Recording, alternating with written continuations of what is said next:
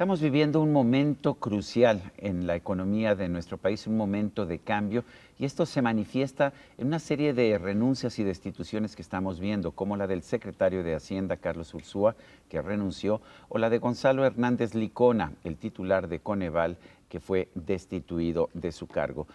¿Qué significa esto para la economía de México? Pues vamos a tratar de entenderlo pues precisamente con Manuel Molano. Él es director del Instituto Mexicano para la Competitividad.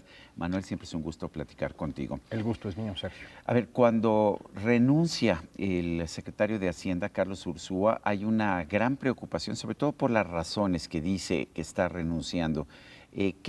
¿Cuál es el mensaje que estamos sacando de esta situación? Es una carta de renuncia altamente inusual en México. Que además, solamente la gente renuncia por razones personales, exacto, o razones médicas o nunca se sabe por qué. Nunca se sabe. La renuncia razonada se ve como un acto de deslealtad, aunque yo creo que es exactamente al revés. Yo creo que es el acto más elevado posible de patriotismo.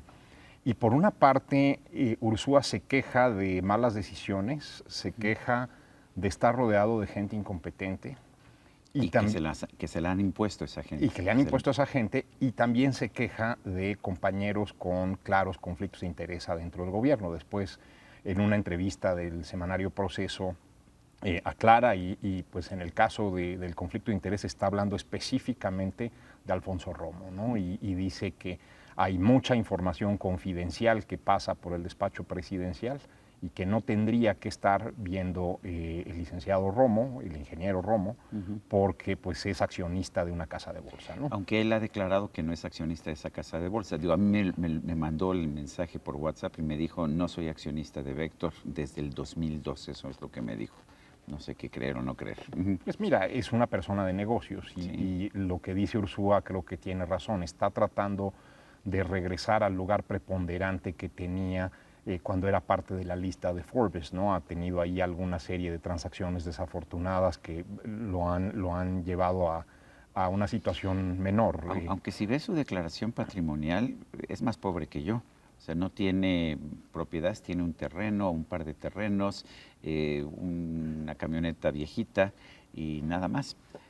Esa es la magia de los fideicomisos, esa es la magia de los arreglos en donde hay sociedades afuera del país, en jurisdicciones que te ayudan a esconder tu identidad. Yo no creo que sea un hombre pobre. Ciertamente no ha tenido los mejores negocios, pero... Cuando le preguntaron en esta entrevista de la revista Proceso a Carlos Ursúa que había respondido el presidente, la respuesta fue que dijo que que lo consideraba como un neoliberal. Y dice, lo que dijo es, bueno, pues es una pena, ¿no? Que cualquier enemigo, ni siquiera enemigo, cualquiera que piense diferente sea considerado como un neoliberal. ¿Qué piensas tú de eso? Bueno, es que realmente la izquierda usa la etiqueta neoliberal como una etiqueta genérica para designar a Satanás. Yo creo que el neoliberalismo, como lo definió Milton Friedman por un rato corto, era esta ortodoxia en la parte monetaria y el cuidado del gasto, de la parte fiscal del Estado, de manera que pudiera... Pero en ese sentido, Andrés Manuel López Obrador sería el más neoliberal de los presidentes que hemos tenido, ¿no? Es el más cuidadoso en el gasto y el más cuidadoso también en los equilibrios macroeconómicos. Yo creo que podrías tachar la política económica de esta administración como neoliberal, sobre todo porque toda la parte de gasto social se ha despreciado de una manera muy profunda. Y ahí es donde la evaluación de instituciones como el Coneval era muy útil, porque nos dábamos cuenta de qué gasto realmente sí aportaba a mejorar el bienestar o la productividad de la economía, mientras que existe gasto que pues simplemente no sirve y que es en detrimento de las condiciones económicas. Me preocupa mucho lo del Coneval, que no fue una renuncia, fue una destitución abierta del titular Gonzalo Hernández Licona, muy respetado en los medios económicos, considerado un funcionario probo, el más que pudieras tener, pero además la institución es muy pequeña. Es una institución que no cuesta en realidad nada en el contexto del aparato administrativo y que sin embargo sí ha tenido una función muy importante, que es medir el impacto de las políticas públicas, de las políticas sociales. ¿Qué piensas de esa decisión? Pues mira, yo creo que también es altamente inusual que un funcionario dure 13 años en una posición. Creo que el profesionalismo de Gonzalo es lo que lo puso ahí. Tengo que hacer una aclaración, fue mi maestro en la licenciatura, fue mi director de tesis, fue mi mentor. A ver, no fue nada de eso para mí, pero yo siempre ha sido uno de los funcionarios que más he respetado a todo lo largo de estos es lo que iba yo a decir, años, sí. Sergio. La verdad es que es un profesional en la evaluación de las políticas públicas para la pobreza. Es alguien que entiende muy bien su trabajo, es alguien que ha hecho mucho además por mejorar las políticas públicas. Yo me acuerdo de conversaciones con él hace una década en donde me decía, por ejemplo, para rifar o para asignar una beca o para asignar un beneficio de gobierno, en ciertas oficinas de gobierno se hacía una rifa y ponían papelitos en un bote de mermelada y lo agitaban y sacaban el papelito y ese era el beneficiario. Él cambió muchas de esas cosas, entonces creo que ahí serán unos zapatos grandes que llenar. No tengo el gusto de conocer a la persona que designó el presidente, pero sí creo que es muy difícil o será muy difícil llenarlo con un funcionario de la calidad de Gonzalo. Manuel, supuestamente el gobierno del presidente López Obrador busca pues, favorecer a todos los mexicanos, pero primero los pobres.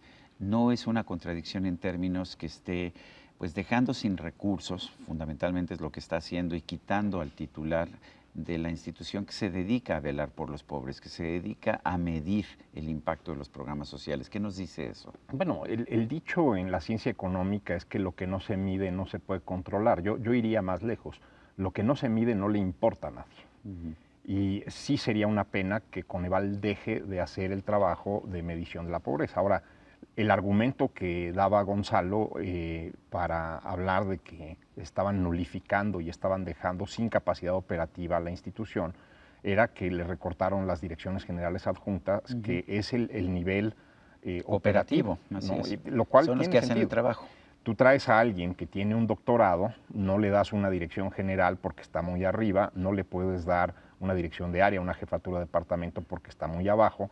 Ese era el nivel salarial que correspondía a ese tipo de personas en el mercado laboral, ¿no? Y estamos hablando de personas con doctorado, usualmente en las mejores universidades del mundo, y que además han hecho muy bien su trabajo de medición.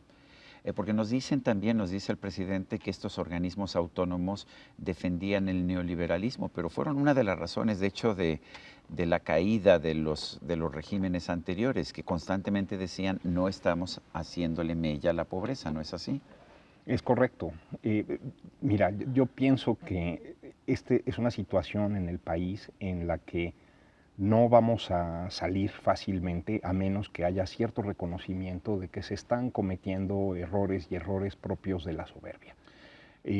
Si el presidente no puede recular en algunas de estas decisiones, creo que su gobierno se va a meter en serios problemas de operación. ¿Qué opinas de la designación de Arturo Herrera como nuevo secretario de Hacienda? Yo creo que Arturo es un buen funcionario. El problema que tiene Arturo es que el presidente ya lo desautorizó 2 veces en público.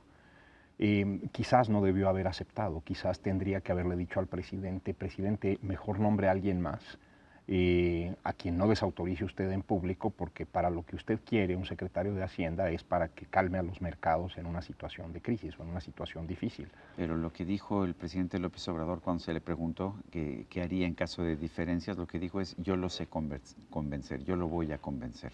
¿Qué opinas de eso? A mí me parecen palabras muy duras. Sí sonaba más como que yo tengo la razón y los técnicos jamás podrían tenerla. Y yo creo que esa crisis está cerca en el tema del tratamiento de los pasivos de petróleos mexicanos, ¿no? ¿Cuál es el riesgo en el caso de Petróleos Mexicanos? Tenemos un plan de negocios de Pemex. ¿Qué nos dice? ¿Qué puedes ver en ese programa de negocios? El plan de negocios de Pemex es una colección de buenos deseos y de ilusiones que no se van a materializar. Dicen que va a aumentar la producción de 1.7 millones de barriles diarios a 2.7 millones de barriles diarios. Es 58% en 6 años, es una enormidad. Yo creo que hasta el operador más experimentado de la industria estaría asustado de que esa fuera la meta que le pusiera su directorio de administración para cualquier empresa petrolera del mundo, una que no tuviera tanta deuda como la que tiene Petróleos Mexicanos, pero pues también cosas como el costo de extracción, que lo están poniendo entre $4.50 y $5, es una locura. Estaríamos pensando que quizás un costo de entre 12 y $15 sería mucho más razonable, y estoy pensando en el costo más plano, que no implica todos los pasivos que tiene la empresa. Ahora, es muy interesante porque en teoría, cuando se firmaron las leyes, la reforma energética, se absorbió la deuda laboral de la paraestatal como deuda pública, y eso nos costó cerca de 5% del PIB. Entonces, en realidad, en este momento que la empresa debe 120,000 millones de dólares, que es casi el 10% del Producto Interno Bruto, no tenemos mucha claridad de qué hicieron con esos recursos. Probablemente los invirtieron en proyectos de exploración que no fructificaron, que no funcionaron, o probablemente también acabaron en compras mal hechas, compras costosas, en excesos de costo de la paraestatal. Ahora, lo curioso es que tendría que esto ser una gran oportunidad para Andrés Manuel López Obrador, porque él podría decir, a ver, toda esta deuda, todo este dispendio de recursos que no sabemos a dónde fue, lo hicieron gobiernos anteriores, pero yo voy a hacer las cosas mejor, pero no estamos viendo eso en el plan. El plan no dice nada sobre mejorar la solvencia del negocio, que sería reestructurar su hoja de balance. De lo que habla básicamente es del flujo de caja, y el flujo de caja no va a mejorar a menos que mejores la solvencia. Yo creo que Pemex necesita soluciones en dos fases. Es como cuando llega un paciente muy enfermo a la sala de emergencia. Hay una primera fase en donde estabilizan al paciente, que pueda latir su corazón y que pueda respirar de manera que no se vaya a morir en todo lo que le vas a hacer más adelante.